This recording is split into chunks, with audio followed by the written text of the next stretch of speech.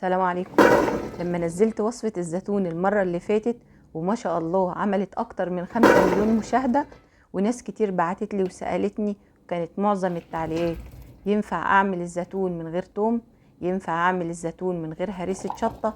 ينفع اعمل الزيتون من غير زعفران، من غير حبة البركة، من غير عصير ليمون؟ في حاجات كتير سألتوني عليها والنهاردة هجاوبكم.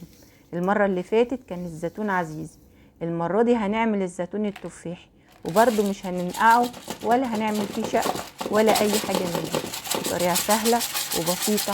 هنسمي الله وهنجيب كمية الزيتون اللي احنا هنستعملها وهنغسلها كويس، مش هننقعها ولا اي حاجة. قطعت الليمون كده لشرايح زي ما انتوا شايفين معايا، ونزلت بفلفل، وطبعا فلفل اختياري، بس انا هخلي الفلفل كده مع الزيتون. الليمون قطعناه زي ما قلت لكم شرايح، والفلفل وكم واحدة جزر يلونوا لنا الشكل كده بتاع البرطمان بتاعنا كده ويدينا شكل حلو. حطيت كم ورقة من الغار ونزلت بكوباية ملح. غلفت الزيتون كله والجزر والحاجات اللي انا حطاها كده زي ما انتوا شايفين، وزي ما انتوا شايفين الليمون معايا متغلف بالملح، وادي حبات من الفلفل الاسود زي ما انتوا شايفين كده، وده فلفل اسود حصى. وطبعا نقدر نستغنى عن الكزبرة، عن الكرفس، عن البقدونس، اي حاجة ممكن تحطوها خضرة في الزيتون. هننزل كده بكمية المية، ودي المية كنا غاليينها وسايبينها لحد ما تبرد معانا.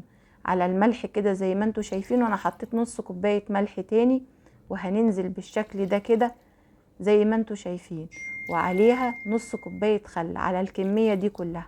هنغطي البرطمانات بتاعتنا كده بالمية والملح والخل زي ما انتوا شايفين بالطريقة دي كده. وصدقيني دي طريقة سهلة وبسيطة ومش هتحتاجي تعصري ليمون. ادي معلقة سكر هنحفظ بيها الزيتون عشان يفضل مقرمش معاكي وما يتهريش. اسئلة جاتلي: ايه اللي يخلي الزيتون يتهري؟ اللي يخلي الزيتون يتهري الملح القليل. اظبطي ملحك، اظبطي كل حاجة والمية بتاعتك. وعلى الوش كده هتحطي شوية زيت. عايزة زيت زيتون ماشي، بس انا مش بفضل زيت الزيتون عشان ما يزودش مرارة للزيتون، بالعكس ده انا بسحب منه المرارة بالسكر اللي بنحطه، بالخل وبالفلفل الحامي اللي احنا بنحطه. وتقدري ما تحطيش فلفل حامي. وهنعمل الزيتون وهنخلله، هيقعد معانا قد ايه؟ هيقعد معانا كتير. في الطبيعي ان الزيتون التفاحي بيقعد معانا من شهر لشهرين وبنفتحه، بس احنا النهاردة مش شاقينه، يعني تقدري برضو تاكلي منه شهر، بعد شهرين، وتقدري تخلليه ويقعد معاكي لحد رمضان ومش هيحصل له اي حاجة.